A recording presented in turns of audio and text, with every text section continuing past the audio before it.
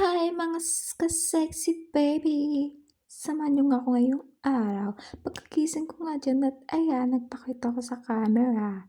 'Di ba? Like, charis, putla niyan. Pagkagising-gising ko nga, pumunta agad ako ng CR kasi CR na CR na ako ng mga oras. Pero nagawa pang mag-video. Anong gagawin sa CR? Siyempre, CR lang. Kayo At pagkatapos ko mag-CR, lumabas na ako ng mga oras na yan at nagligpit na ako ng hinigaan ko. Ayan, 'di ba hindi ko na pinakita sa inyo kung paano ako magtiklop. And inayos-ayos ko na nga lang pala muna yung aking cover. Mag-isa nga lang pala ako dito, guys. At ayan, sinaksak ko na yung TV para mag-play ng music. Para naman ganahan ako maglinis, 'di ba?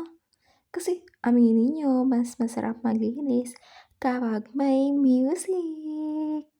Yan. Open. Favorite ko nga pala yung music na yan tuwing naglilinis ako. Talagang, yun yung may music para naman bugs, bugs. Pag ganon ako habang naglilinis. At pagkatapos ko nga mag-play dyan ng music, niligpit ko na tong kalat ko kagabi. Diba? Ang kunat na ng cheese wing na yan. At may fruity pa. May ganun-ganun pa. Ay, ate, ang haggard mo. Diba, kagising palang haggard na. At ayan, nagpapanggap muna ako kasi, alam niyo na, may camera.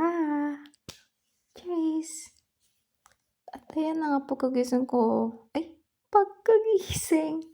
Sorry ganito yung poses ko. First time ko kasi. Hindi naman first time, pero nga, sobrang dala ko mag-edit, parang ngayon lang ulit. Nagtatry lang naman ako. Ayan nga, may tira nga pala akong kanin dyan kaya tinapon ko na kasi napanis na siya sa plato. Kasi hindi siya naubos. Diba, sayang. Pagkatapos nga pala niyan ay naghugas na ako ng initan. Dapat lang nahugasan yan kasi bago yan. Pag di mo inugasan yan, ewan ko na lang sa'yo. Sobrang katamaran na yun. At ayun ang ate nyo. Nagpapanggap. Pagkatapos nga niyan ay nag-init na ako. Kaya ting! At anong kasunod? Naglagay na ako ng kape sa tasa.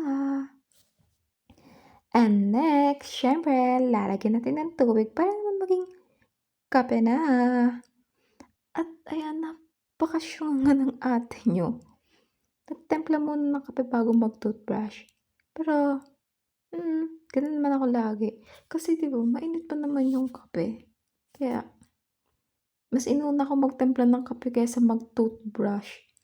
Para ba tapos ko mag-toothbrush at hilamos, dire-diretso na yung pagkakape ko. Pwede namang maghilamos muna bago magdire-diretso kape. Ay, pero yun ang gusto ko Diyan kasi ako nasanay.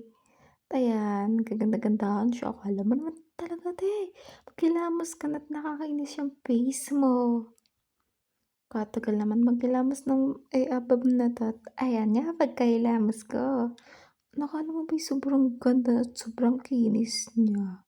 Pagkatapos nga pala niya, lumabas na ako para kunin yung towel ko sa face. At sa sobrang tamad siya ng ate nyo, tingnan nyo yung gagawin.